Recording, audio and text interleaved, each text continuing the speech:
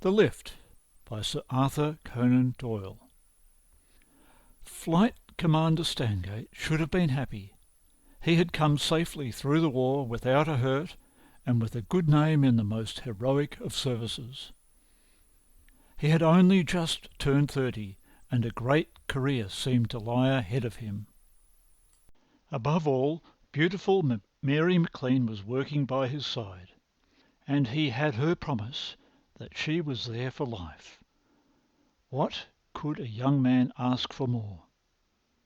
And yet there was a heavy load upon his heart.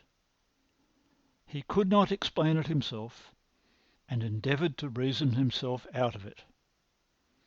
There was the blue sky above him, the blue sea in front, the beautiful gardens with their throngs of happy pleasure-seekers around. Above all, there was that sweet face turned upon him with questioning concern.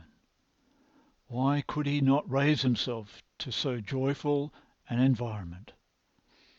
He made effort after effort, but they were not convincing enough to deceive the quick instinct of a loving woman. "What is it, Tom?" she asked anxiously. "I can see that something is clouding you. Do tell me if I can help you in any way." He laughed in shamefaced fashion. "It is such a sin to spoil our little outing," he said. "I could kick myself around these gardens when I think of it. Don't worry, my darling, for I know the cloud will roll off. I suppose I am a creature of nerves, though I should have got past that by now. The flying service is supposed either to break you or to warrant you for life." "It is nothing definite, then?" "No, it's nothing definite. That's the worst of it. You could fight it off more easily if it was. It's just a dead, heavy depression here in my chest and across my forehead. But do forgive me, dear girl. What a brute I am to shadow you like this. But I love to share even the smallest trouble." "Well, it's gone, vamoosed, vanished. We will talk about it no more." She gave him a swift, penetrating glance. "No, no, Tom, your brow shows as well as feels. Tell me, dear, have you often felt like this? You really look very ill. Sit here, dear, in the shade, and tell me of it." They sat together in the shadow of the great latticed tower, which reared itself 600 feet high beside them. "I have an absurd facility," he said. "I don't know that I have ever mentioned it to any one before, but when imminent danger is threatening me, I get these strange forebodings. Of course, it is absurd today in these peaceful surroundings. It only shows how queerly these things work. But it is the first time that it has deceived me." "When had you it before?" "When I was a lad it seized me one morning. I nearly drowned that afternoon. I had it when the burglar came to Moreton Hall, and I got a bullet through my coat. Then twice in the war, when I was overmatched and escaped by a miracle.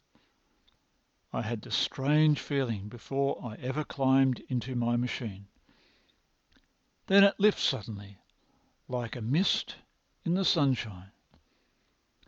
Why, it is lifting now. Look at me. Can't you see that it is so?" She could indeed. He had turned in a minute from a haggard man to a laughing boy. She found herself laughing in sympathy. A rush of high spirits and energy had swept away his strange foreboding and filled his whole soul with the vivid, dancing joy of youth. "Thank goodness!" he cried. "I think it is your dear eyes that have done it. I could not stand that wistful look in them. What a silly, foolish nightmare it all has been. There's an end for ever in my belief in presentiments. Now, dear girl, we have just time for one good turn before luncheon. After that, the gardens get so crowded that it is hopeless to do anything. Shall we have a sideshow, or the great wheel, or the flying boat, or what? What about the tower? She asked, glancing up. Surely that glorious air and the view from the top could drive the last wisps of cloud out of your mind. He looked at his watch.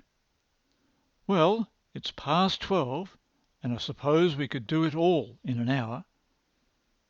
But it doesn't seem to be working. What about it, conductor?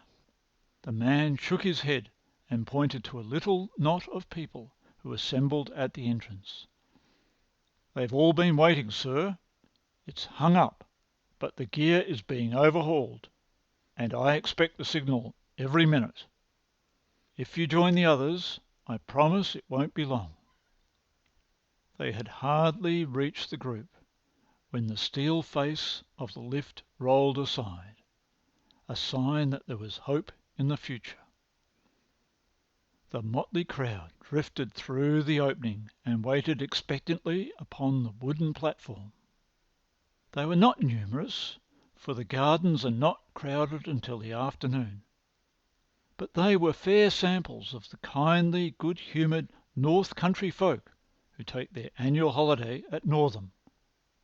Their faces were all upturned now, and they were watching with keen interest a man who was descending the steel framework.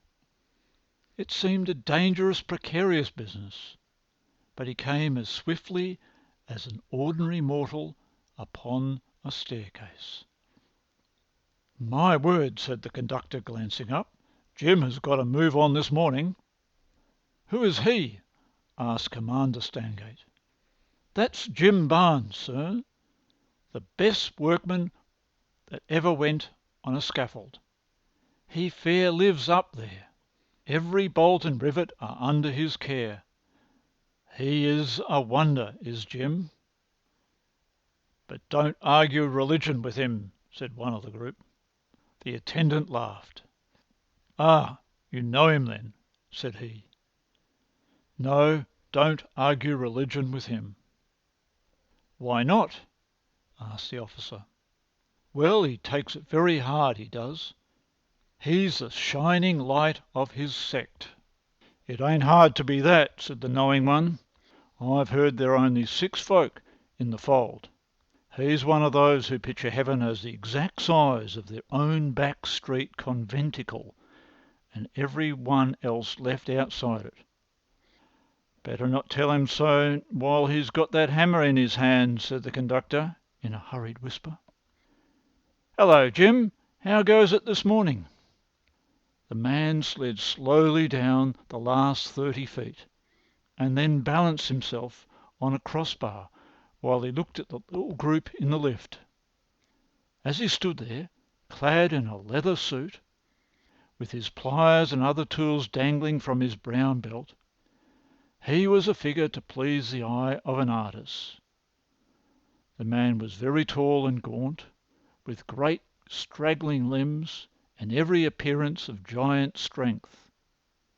His face was a remarkable one, noble and yet sinister, with dark eyes and hair, a prominent hook nose, and a beard that flowed over his chest. He steadied himself with one knotted hand, while the other held a steel hammer dangling by his knee. "It's all ready aloft," said he. "I'll go up with you if I may." He sprang down from his perch and joined the others in the lift. "I suppose you're always watching it," said the young lady. "That is what I am engaged for, miss. From morning till night, and often from night till morning, I am up here. There are times when I feel as if I were not a man at all, but a fowl of the air. They fly round me, the creatures, as I lie out on the girders, and they cry to me until I find myself crying back to the poor soulless things. "It's a great charge," said the commander, glancing up at the wonderful tracery of steel outlined against the deep blue sky. "Aye, sir, and there's not a nut nor a screw that is riot in my keeping. Here's my hammer to ring them true, and my spanner to wrench them tight. As the Lord over the earth, so am I, even I, over the tower, with power of life and power of death, I of death and of life." The hydraulic machinery began to work, and the lift slowly ascended. As it mounted, the glorious panorama of the coast and bay gradually unfolded itself. So engrossing was the view that the passengers hardly noticed it when the platform stopped abruptly between stages at the 500-foot level. Barnes, the workman, muttered that something must be amiss, and springing like a cat across the gap which separated them from the trellis work of metal, he clambered out of sight. The motley little party, suspended in mid-air, lost something of their British shyness under such unwonted conditions, and began to compare notes with each other. One couple, who addressed each other as Dolly and Billy, announced to the company that they were the particular stars of the Hippodrome bill, and kept their neighbours tittering with their rather obvious wit. A buxom mother, her precocious son, and two married couples upon holiday formed an appreciative audience. "You'd like to be a sailor, would you?" said Billy the comedian, in answer to some remark of the boy. "Look here, my nipper, you'll end up as a blooming corse if you ain't careful. See, I'm standing on the edge. At this hour in the morning I can't bear to watch it." "What's the hour got to do with it?" asked the stout commercial traveller. "My nerves ain't worth nothing before midday. Why, looking down there and seeing them folks like dots puts me all in a twitter. My family is all alike in the morning." "I expect," said Dolly, a high-coloured young woman, "that they're all alike the evening before." There was a general laugh, which was led by the comedian. "You got it across that time, Dolly. It's K.O. for Battling Billy, still scentless when last heard of. If my family is laughed at, I'll leave the room." "It's about time we did," said the commercial traveller, who was a red-faced, choleric person. "It's a disgrace the way they hold us up. I'll write to the company." "Where's the bell push?" said Billy. "I'm going to ring." "What for? The waiter?" asked the lady. "For the conductor, the chauffeur, whoever it is that drives the old bus up and down. Have they run out of petrol, or broke the mainspring, or what?" "We have a fine view, anyhow," said the commander. "Well, I've had that," remarked Billy. "I'm done with it, and I'm for getting on." "I'm getting nervous," cried the stout mother. "I do hope there's nothing wrong with the lift." "I say, hold on to the slack of my coat, Dolly. I'm going to look over and chance it. Oh, Lord, it makes me sick and giddy. There's a horse down under, and it ain't bigger than a mouse. I don't see anyone looking after us. Where's old Isaiah the prophet, who came up with us? He shinnied out of it mighty quick when he thought trouble was coming." "Look here," said Dolly, looking very perturbed. "This is a nice thing, I don't think. Here we are 500 foot up and stuck for the day as like as not. I'm due for the matinee at the Hippodrome. I'm sorry for the company if they don't get me down in time for that. I'm billed all over the town for a new song." "A new one? What's that, Dolly?" "A real pot of ginger, I tell you. It's called 'On the Road to Ascot.' I've got a hat 4 foot across to sing it in. Come on, Dolly, let's have a rehearsal while we wait." "No, no, the young lady here wouldn't understand." "I'd be very glad to hear it," cried Mary McLean. "Please don't let me prevent you." The words were written to the hat. Couldn't sing the verses without the hat, and there's a nailing good chorus to it. "If you want a little mascot when you're on the way to Ascot, try the lady with the cartwheel hat." She had a tuneful voice and a sense of rhythm that set every one nodding. "Try it now, all together," she cried, and the strange little haphazard company sang it with all their lungs. "I say," said Billy, "that ought to wake somebody up. What? Let's try a shout all together." It was a fine effort, but there was no response. It was clear that the management down below was quite ignorant or impotent. No sound came back to them. The passengers became alarmed. The commercial traveller was rather less rubicund. Billy still tried to joke, but his efforts were not well received. The officer in his blue uniform at once took his place as rightful leader in a crisis. They all looked to him and appealed to him. "What would you advise, sir? You don't think there's any danger of it coming down, do you?" "Not the least. But it's awkward to be stuck here all the same.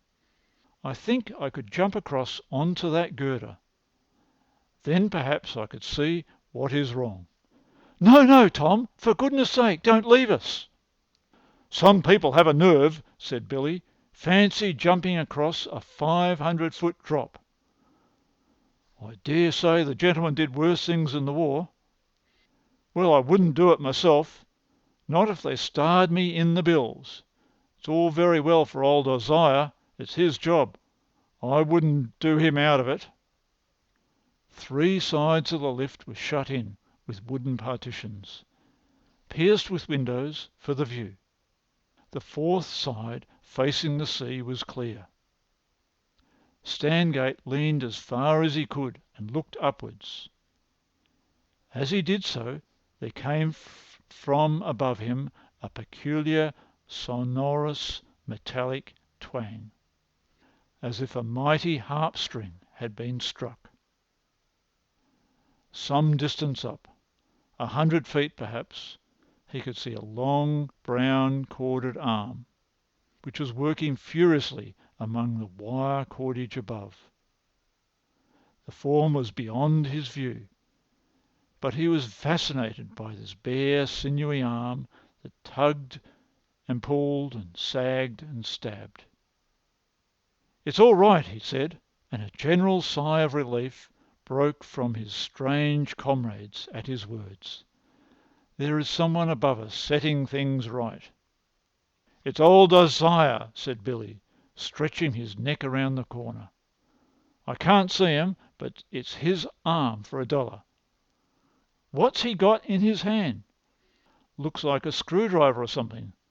No, by George, it's a file." As he spoke, there came another sonorous twang from above. There was a troubled frown upon the officer's brow. "I say, dash it all, that's the very sound our steel hawser made when it parted, strand by strand, at Dick's Mute. What the deuce is the fellow about? Hey there, what are you trying to do?" The man had ceased his work, was now slowly descending the iron trellis. "All right, he's coming," said Stangate to his startled companions. "It's all right, Mary. Don't be frightened, any of you. It's absurd to suppose he would really weaken the cord that holds us." A pair of high boots appeared from above. Then came the leathern breeches, the belt with its dangling tools, the muscular form, and finally the fierce, swarthy, eagle face of the workman. His coat was off and his shirt open, showing the hairy chest. As he appeared, there came another sharp, snapping vibration from above. The man made his way down in leisurely fashion, and then, balancing himself upon the cross girder and leaning against the side-piece, he stood with folded arms, looking from under his heavy black brows at the huddled passengers upon the platform. "Hello," said Stangate. "What's the matter?" The man stood impassive and silent, with something indescribably menacing in his fixed, unwinking stare. The flying officer grew angry. "Hello, are you deaf?" he cried. "How long do you mean to have us stuck here?" The man stood silent. There was something devilish in his appearance. "I'll complain of you, my lad," said Billy in a quavering voice. "This won't stop here, I can promise you." "Look here," cried the officer. "We have ladies here, and you are alarming them. Why are we stuck here? Has the machinery gone wrong?" "You are here," said the man, "because I have put a wedge against the hawser above you." "You fouled the line? How dared you do such a thing? What right have you to frighten the women and put us all to this inconvenience? Take that wedge out this instant, or it will be the worse for you." The man was silent. "Do you hear what I say? Why the devil don't you answer? Is this a joke or what? We've had about enough of it, I tell you." Mary McLean gripped her lover by the arm in agony of sudden panic. "Oh, Tom," she cried, "look in his eyes. Look at his horrible eyes. The man is a maniac." The workman stirred suddenly into sinister life. His dark face broke into writhing lines of passion, and his fierce eyes glowed like embers, while he shook one long arm in the air. "Behold," he cried, "those who are mad to the children of this world are in very truth the Lord's anointed and the dwellers of the inner temple. Lo, I am one who is prepared to testify even to the uttermost, for of a verity the day has now come when the humble will be exalted and the wicked will be cut off for their sins." "Mother, mother!" cried a little boy in terror.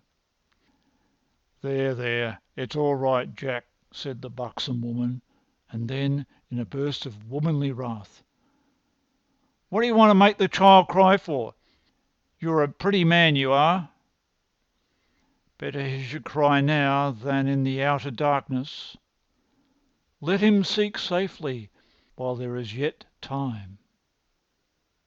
The officer measured the gap with a practised eye. It was a good 8 feet across, and the fellow could push him over before he could steady himself. It would be a desperate thing to attempt. He tried soothing words once more. "See here, my lad, you've carried this joke too far. Why should you wish to injure us? Just shin up and get that wedge out, and we will agree to say no more about it." Another rending snap came from above. "By George, the hawser is going!" cried Stangate. "Here, stand aside. I'm coming over to see to it." The workman had plucked the hammer from his belt and waved it furiously in the air. "Stand back, young man, stand back, or come, if you would hasten your end." "Tom, Tom, for God's sake, don't spring! Help, help!" The passengers all joined in the cry for aid. The man smiled malignantly as he watched them. "There is no one to help. They could not come if they would. You would be wiser to turn to your own souls, that ye be not cast to the burning. Lo, strand by strand the cable snaps which hold you. There is yet another, and with each that goes there is more strain upon the rest. 5 minutes of time and all eternity beyond. A moan of fear rose from the prisoners in the lift. Stangate felt a cold sweat upon his brow as he passed his arm around the shrinking girl. If this vindictive devil could only be coaxed away for an instant, he would spring across and take his chance in a hand-to-hand fight. "Look here, my friend, we give you best," he cried. "We can do nothing. Go up and cut the cable if you wish. Go on, do it now and get it over." "That you may come across unharmed, having set my hand to the work, I will not draw back from it." Fury seized the young officer. "You devil!" he cried. "What do you stand there grinning for?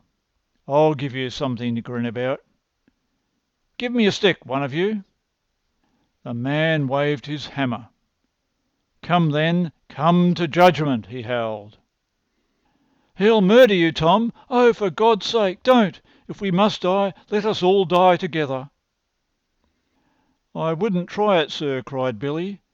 "He'll strike you down before you get a footing. Hold up, Dolly, my dear. Fainting won't help us. You speak to him, miss. Maybe he'll listen to you." "Why should you wish to hurt us?" said Mary. "What have we ever done to you? Surely you'll be sorry afterwards if we are injured. Now do be kind and reasonable and help us get back to the ground." For a moment there may have been some softening in the man's fierce eyes as he looked at the sweet face which was upturned to him. Then his features set once more into the grim lines of malice. "My hand is set to the work, woman. It is not for the servant to look back from his task." "But why should it be your task?" "Because there is a voice within me which tells me so. In the night time I have heard it, and in the daytime too, when I have lain out alone upon the girders and seen the wicked dotting the streets below me, each busy in his own evil intent. 'John Barnes, John Barnes,' said the voice, 'you are here that you may give a sign to a sinful generation, such a sign as shall show them that the Lord liveth, and that there be a judgment upon sin. Who am I that I should disobey the voice of the Lord?'" "The voice of the devil," said Stangate. "What is the sin of this lady, or of these others, that you should seek their lives? You are as the others, neither better nor worse. All day they pass me, load by load, with foolish cries and empty songs and vain babble of voices. Their thoughts are set upon the things of the flesh. Too long have I stood aside and watched and refused to testify. But now the day of wrath is come, and the sacrifice is ready. Think not that a woman's tongue can turn me from my task." "It is useless," Mary cried. "Useless. I read death in his eyes." Another cord snapped. "Repent, repent," cried the madman. "One more and it is over." Commander Stangate felt as if it were all some extraordinary dream, some monstrous nightmare. Could it be possible that he, after all his escapes of death in warfare, was now in the heart of peaceful England at the mercy of a homicidal lunatic, and that his dear girl, the one being whom he would shield from the very shadow of danger, was helpless before this horrible man? All his energy and manhood rose up in him for one last effort. "Here, we won't be killed like sheep in the shambles," he cried, throwing himself against the wooden wall of the lift and kicking with all his force. "Come on, boys, kick it, beat it. It's only matchboarding, and it is giving. Smash it down. Well done. Once more, all together. There she goes.